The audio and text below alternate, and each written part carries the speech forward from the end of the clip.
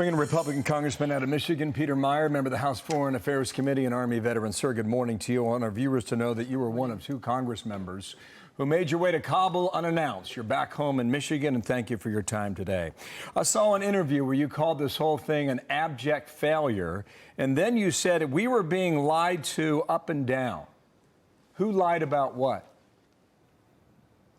Well, we had many layers of lies, right? You obviously most recently have the president who is lying about any number of things, from relationship between the Haqqani network and the Taliban to whether or not there was al-Qaeda that's present in Afghanistan, to the spokesperson saying that Americans are not stranded, that they can get to the airport, and that the Taliban aren't harassing them, all of which are false.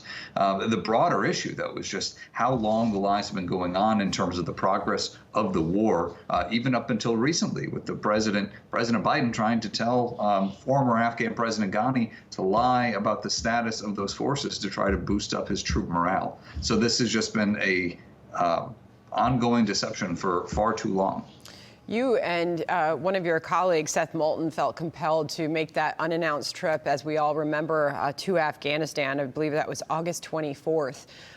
You are outraged at how this evacuation took place, or how this withdrawal took place, I should say.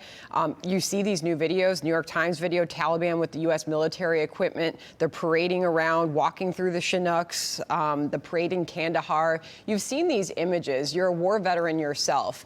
You obviously feel compelled in this moment, and you watch that interview Bill just cited. You're outraged. How do you plan to hold this administration accountable?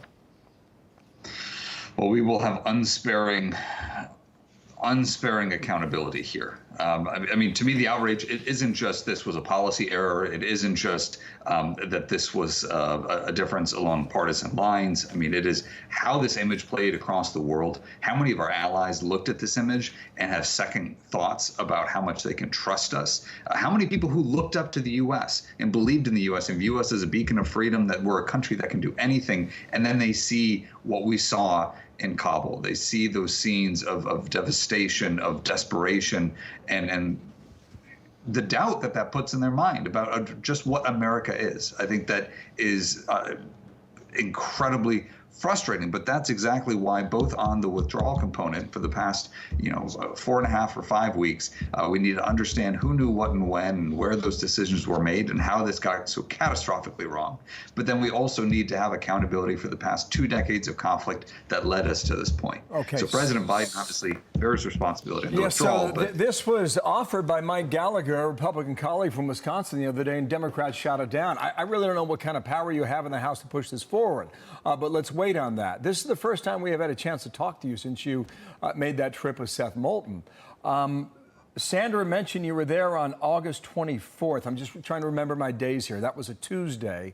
It was 2 days later, I believe, the 26th, where the suicide bombing happened, and we lost our 13 brave men and women there. When you were at the airport, what did you see? And how did you assess how this could have been done better, given hindsight? Yeah, well, first off, to answer the second part of your question, given hindsight, our troops did the absolute best they could with the position that they were put in. They should have never been in that position, but once that die was cast, once we only had Hamid Karzai International Airport, once we had such a small footprint that we couldn't expand that perimeter and couldn't push past that August 31st deadline, it was set, and our troops on the ground, the Marines, the soldiers, the airmen, the sailors, the diplomatic personnel did incredible work. What I saw was an incredibly tense situation where we were, again, completely dependent on the Taliban for security, and not because they wanted to, not because any Marine general or soldier or other leader on the ground thought that was a good idea. It was because they simply had no choice. That was the only route afforded to them. This was a vulnerable position, a single runway that could be disabled with a single mortar round in a dense urban environment. We should have not left Bagram. That's where the hindsight is clearly 2020. But once we saw what we saw on the ground, we realized our troops were doing everything they possibly could. But the position they were in was impossible. They shouldn't have been put in it, and we need to understand why to ensure it never happens again. You took some heat for that trip. Peter Meijer from Michigan, Grand Rapids, thank you for your time today and coming on with us. Thank you, Congressman.